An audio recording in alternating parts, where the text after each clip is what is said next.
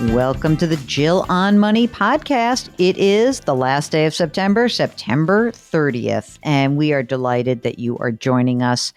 You know, there's a lot of shenanigans going on in Washington, D.C. about the debt ceiling. And I'm going to send Mark over a blog post that further gives you the history behind this crazy thing.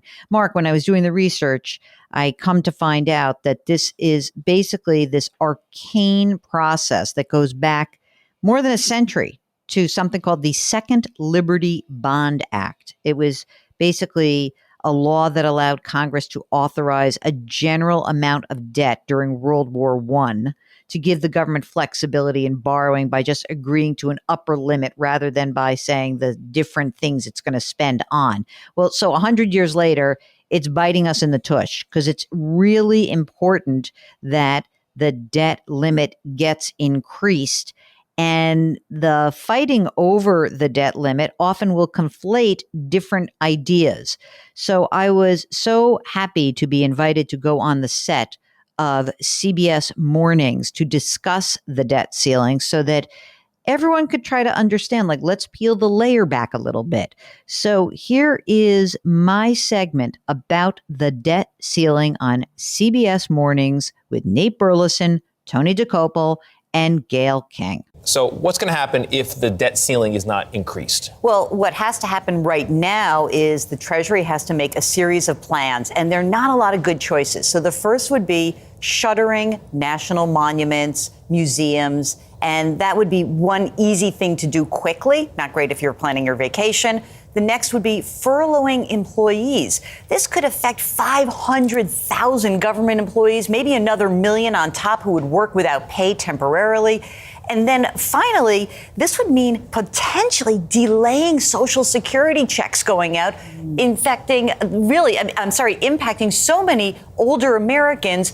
The DEFCON 1, the real serious one, is we get to that October 18th date and the U.S. can't pay the interest on some of its bonds. That's the real scary situation that exists in the future. Now, Janet Yellen compared it to paying off a credit card. What does she mean by that?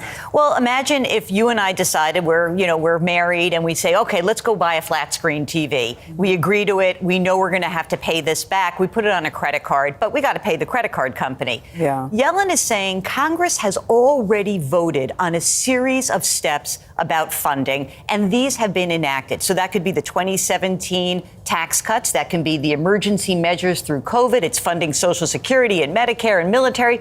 We've already agreed to that. Lifting the debt ceiling simply says we are paying the bill on the obligation we already agreed to. That's why she made that comparison. So politically, there's this, they're tied together, these two big bills, infrastructure and social infrastructure. But in reality, the debt ceiling has nothing to do with those. It's got to do with past bills. That's exactly right. And past commitments that Congress, both sides of Congress, have already made. Right. Now, stocks suffered the worst dip since March. Now, with the debt ceiling looming, is there more volatility to come in the market? You betcha. And I think this should be a real hold on to your seats on this one, because if we go back a decade, the last time we came close to hitting the debt ceiling, that is when stocks fell by 14% in 4 weeks. Gang, that would be like 4,800 Dow points over the ensuing month. Wow. So there are going to be bumps. Remember, as stocks go down, there's a lot of urge to do something. We try not to do something because what we did also see 10 years ago is when we got out of that situation, stocks resumed their upward ascent. There's opportunity in there, too. Look at you, this one. He's always looking for opportunity. We'll talk off camera. You know, Jill's middle name is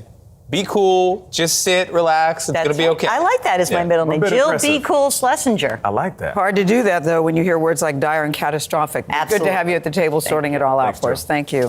Okay, well, that's it. A nice quick one for today, but now you know what you need to know about the debt ceiling. And if you want more, just go to our website, jillonmoney.com, and there you will see under the read vertical, under that column, you'll see what I've written about it, and you'll be a little smarter about the debt ceiling.